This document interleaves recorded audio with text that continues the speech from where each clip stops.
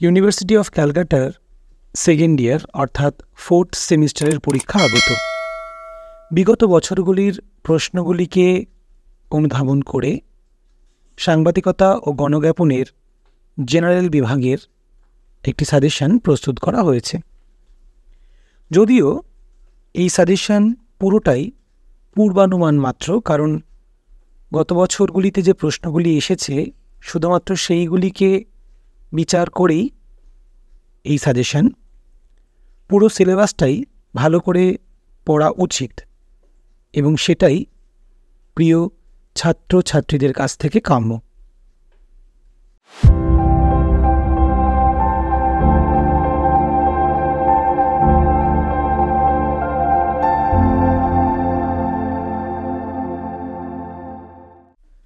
বড় প্রশ্ন অর্থাৎ 15 মার্কসের প্রশ্নের উত্তর তোমাদের 3টি লিখতে হবে।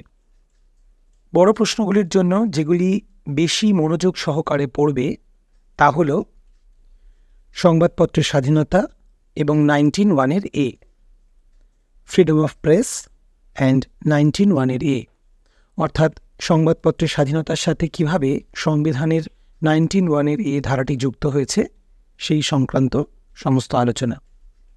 দ্বিতীয় যেটি গুরুত্বপূর্ণ সেটি হল মানহানি বা ডিফামেশন। ডিফামেশন এবং মানহানির যে বিভিন্ন ভাগগুলি রয়েছে এবং তা থেকে বাঁচবার যে উপায়গুলি রয়েছে সেটা ভালো করে পড়তে হবে।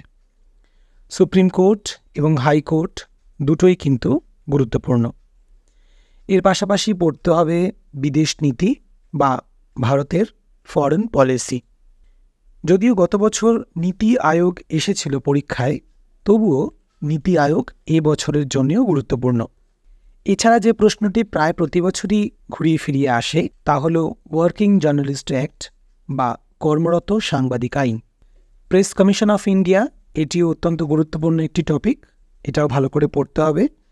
এর পাশাপাশি মুখ্যমন্ত্রী বা চিফ মিনিস্টারটাও 15 মার্কসের জন্য গুরুত্বপূর্ণ একটি প্রশ্ন।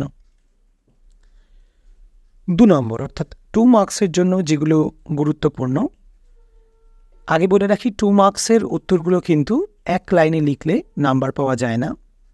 এগুলি ব্যাখ্যাধর্মী নয়, বরং টিকাধর্মী, অর্থাৎ গুরুত্বপূর্ণ পয়েন্টসগুলো 2 মার্কসে উল্লেখ করতে হয়।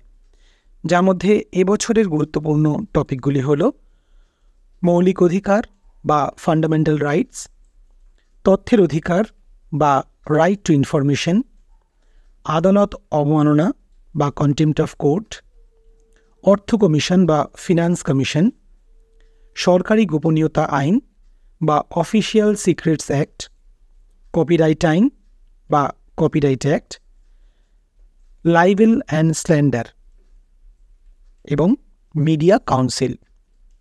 1 নম্বরের জন্য পুরো সিলেবাসের মধ্যে থেকেই ছোট বড় প্রশ্নর ভিতর থেকেই আসতে পারে।